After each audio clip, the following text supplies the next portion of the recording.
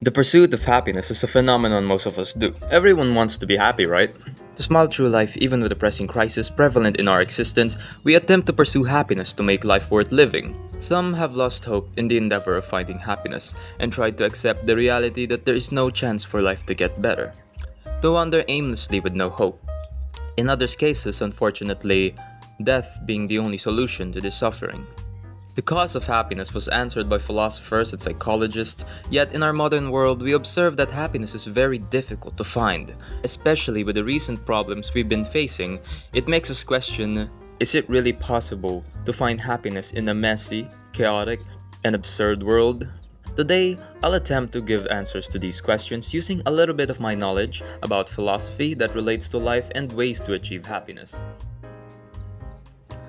In my personal standpoint, ideas, mindset, and thoughts are the crucial instruments that drive humans to exert work and achieve something. I think that's what makes us special. That's what separates us from animals. Our ideas bring about change in us or maybe the world. They are the core of everything.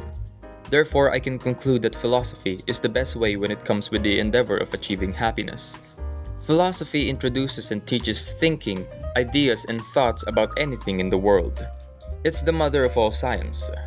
Therefore, it's reasonable to lean into philosophy whenever we want or whatever reason we have. To learn, to achieve something, to help yourself, or to assist yourself interpret the world in a much more different way. With this interpretation of the world, philosophy has discovered many answers and ways to achieve happiness through different ways. Note that the pursuit to happiness is not limited to philosophies I am about to mention. These are just the philosophies that I am currently intrigued in. If there are any other interesting philosophy regarding happiness that you know of, let me know in the comment section. I choose to mention these philosophies because I think these are the basic lessons that we should learn that are often overlooked by the public. And these are the philosophies that I at least have an appropriate amount of knowledge to discuss and share with my audience. Epicureanism. Epicureanism is a hedonistic philosophy which focuses on the pursuit of happiness. Epicurus, a Greek philosopher who studied happiness for many years, believed that humans aren't very good at making themselves happy, because they think it's very easy. Epicurus believed that people anticipate that it's about romantic or sexual relationships, having a lot of money, and having luxuries. He saw a lot of couples back then who were full of hate with each other. Epicurus found that friendship was much sweeter. He thinks that money doesn't really buy happiness. People think so, but they don't take into consideration the hard work, sacrifices, and the greed we might develop when trying to get lots of money. And the way we earn money might be contradicting to what job or profession we actually love to do. In today's modern world, this can be really found. People work jobs they don't like or love. They do it for the sake of earning money. They feel like robots, just programmed to do the same thing over and over again until they are out of this world. Epicurus said that for people to be happy, they have to do the things that they are passionate about and to stop working for someone else. This thought by Epicurus is very similar to a Japanese philosophy called Ikigai. Epicureanism states that what people really need isn't money, power, fame, or sex. What they really want is a calm mind, free from pain. That's why people who practice Epicureanism back then lived close to nature, which gives them a sense of calm. Epicurus divided pleasure into three different categories: the needs, the wants, and the things that are just bad for you. This categorization allows us to know the things we need and the things we want. Usually the things we want give pleasure for today, but in the long term it has consequences. Taking for example alcohol and cigarettes. You might feel pleasure or good today while consuming these, but when it becomes a habit, in the long run you will suffer the consequences. In a nutshell, Epicureanism is the practice of seeking happiness while trying to get rid or prevent pain. But realistically speaking, we encounter adversities that cause us to feel pain. We cannot always run from adversities. Just like death, it's inevitable. Which brings us to our second philosophy. I'm sure if you follow my channel recently, you have seen my video about Stoicism. If not, then I'll try to explain it best I can. Stoicism is the first philosophy that stuck within me. Stoicism is more like a way of life rather than your normal philosophy that challenges ideas. It is a way to view or go about life to avoid pain. It doesn't view life in a way that there is always a light in the end of the tunnel. It's more of like in the end of the tunnel, there is another train coming to fuck us up. Stoicism acknowledges the inevitability of adversities.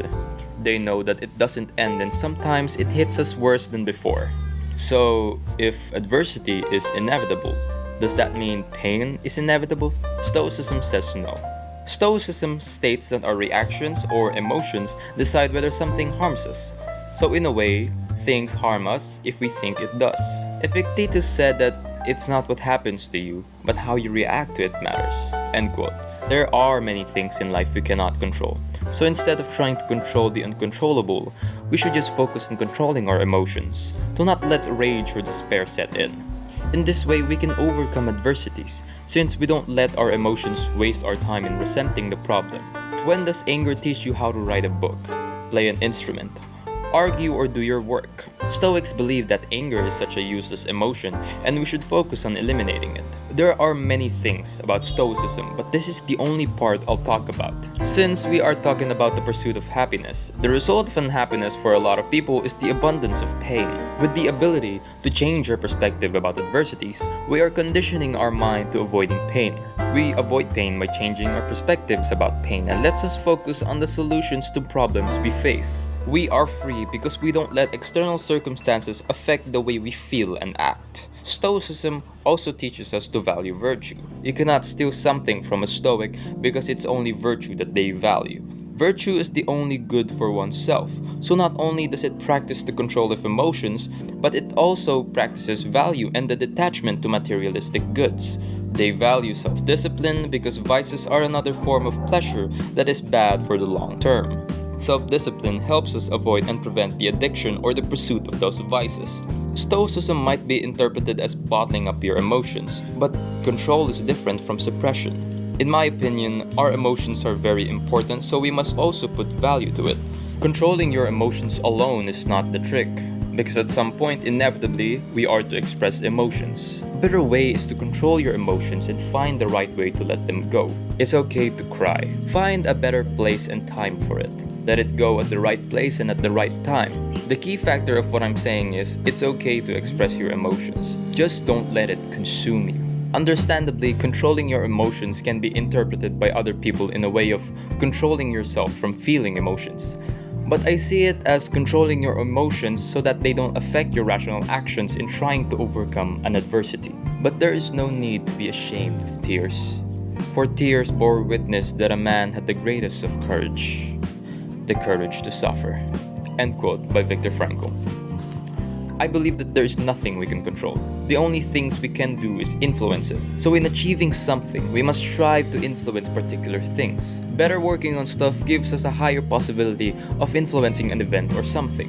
There is no certainty, just possibility. So let's face life with the focus of influencing, and when things don't go our way, don't be harsh on yourself. See what went wrong and analyze if it's something that you can do or influence. In my opinion, Stoicism won't work on a collective level. A group of people is meant to solve and overcome adversities. There are things groups can do that an individual cannot. I see Stoicism more fitting as a way of life of an individual. Marcus Aurelius knows this himself. From reading Meditations by Marcus Aurelius, Stoicism really does focus on an individual level. Stoicism is meant to be a philosophy that is mostly for an individual to adapt. Stoicism alone is not the solution. I think Stoicism is the perfect philosophy when it comes to dealing with adversities and pain. We can also combine this with other philosophies such as Epicureanism to increase our chances to happiness. When it comes to the pursuit of happiness, in my opinion, Epicureanism and Stoicism is the perfect combination. Epicureanism leads us to a happy life. Stoicism leads us to the path of dealing with pain. The goal of both philosophies is to provide an idea and action that makes a person happy. Integrating these two philosophies would increase your chances at finding happiness, free from pain and open to happiness. Before discussing the virtue theory, we must first discuss habits. Excellence is not an act, but a habit. End quote, Aristotle. He believed in the powers of habit. In today's modern world, the impact of habit is very obvious, and it is backed by countless research and studies. Habits are continuous actions we execute subconsciously. We don't need to exert much effort in our mind to exert a habit since it is something ingrained in us. Someone who plays video games often can find it easy to hop in the chair and open his computer, but for someone who doesn't, it can be mentally challenging since he might be thinking about the tasks, chores, and works that he needs to do, and it is not something he does so often. There's this awesome book I finished in 2022 called Atomic Habits. It talks about the impacts of habits, how to create and destroy a habit. But what really stuck to me the most is the impact of small improvements every day. The effect of small changes and small actions. Those small actions alone are not powerful themselves. But what makes them powerful is that they compound and produce a much bigger effect in the long term, whether it's negatively or positively.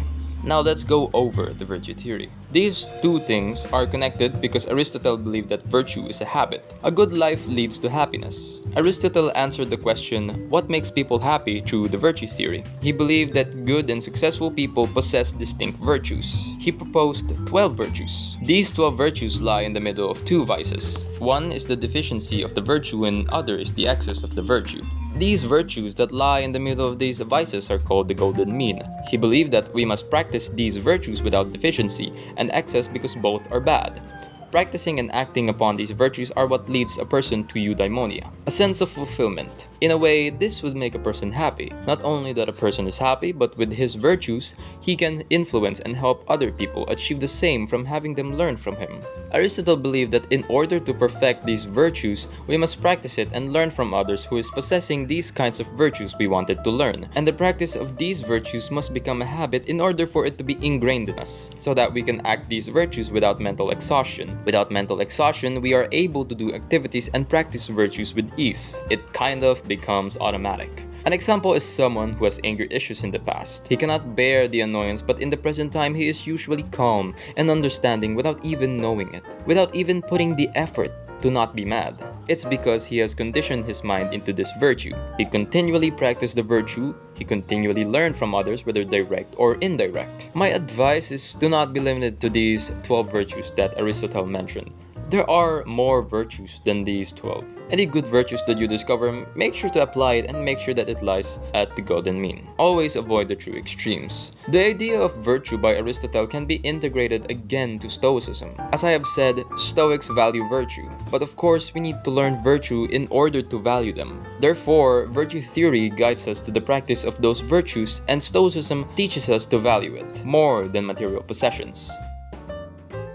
When one is aware of the absurd, it can cause dissatisfaction in life. These thoughts cause no peace in their mind, leaving them unhappy, unfulfilled, unmotivated to make a change because why bother? The world is meaningless, so what good will it do? They wonder if this life is even worth existing. Once they encounter the absurd, like the death of a loved one can lose all hope in existing. They question whether this life has any meaning at all. Nihilism is the belief that nothing matters, that life has no meaning. Although Aristotle and Plato would argue that life has essence even before we were born, nihilists perceive life as meaningless. There is no essence in our existence. This is where existentialism comes in. It can be daunting to accept the fact that we exist with no meaning or essence. But having no objective meaning given to us before we were born means that we are truly free, that we are not constrained with any other essence, and that we get to decide for ourselves what it would be. He who has any why for can bear almost anyhow.